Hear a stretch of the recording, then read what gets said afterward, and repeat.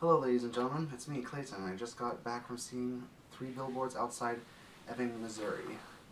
Now, when it comes to these types of films, you can tell they're going for the Academy Awards, but in this instance, I think it absolutely deserves an Academy Award, possibly for Best Picture, mainly because it takes many controversial subjects and makes them into an incredibly entertaining, thought-provoking, and just overall well-made film. But let's get to the story, shall we?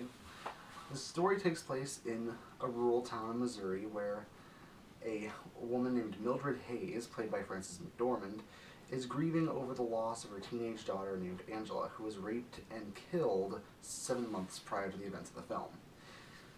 She is infuriated by the police department's lack of progress in the investigation, so she rents out 3 billboards in a highway that target the police station, and specifically the chief, Willoughby, played by Woody Harrelson.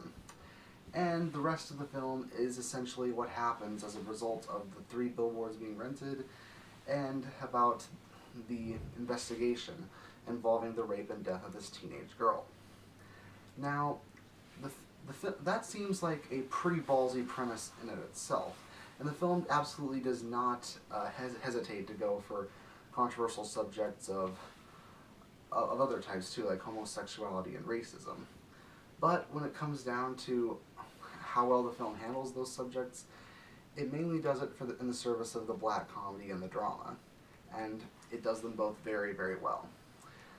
It's mainly due to how the actors portray these characters. Frances McDormand is very, very good as Mildred Hayes. As you can tell, she completely got lost in her character, and you can barely separate the character from the actress.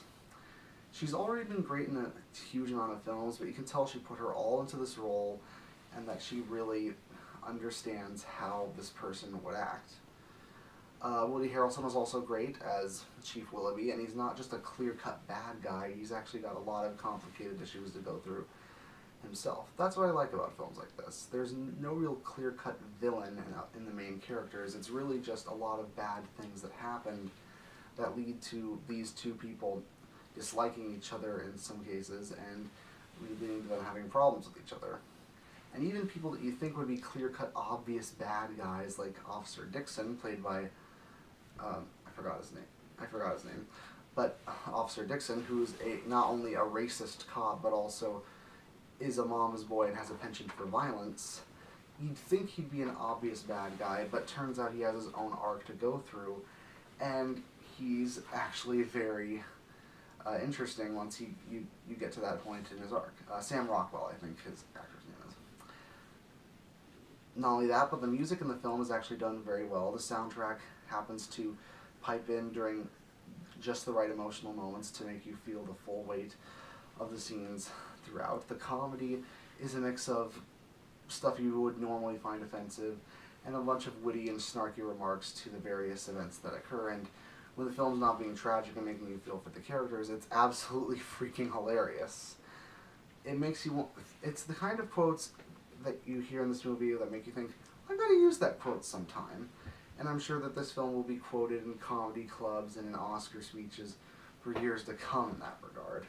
I know it seems like I'm overselling the movie, but trust me, you need to see it yourself just to see how well written it is and to see how good the story ends up becoming. This is a film that honestly deserves all the praise it's been getting. Woody Harrelson and Frances McDormand are absolutely excellent. The music is great, the comedy is great, the drama is quite heartfelt, and the ending, while not spoiling anything, is a very fitting end to everyone's character arcs, and it's a fitting send-off for the film and its characters. So, I give this film a 9 out of 10. See you next time.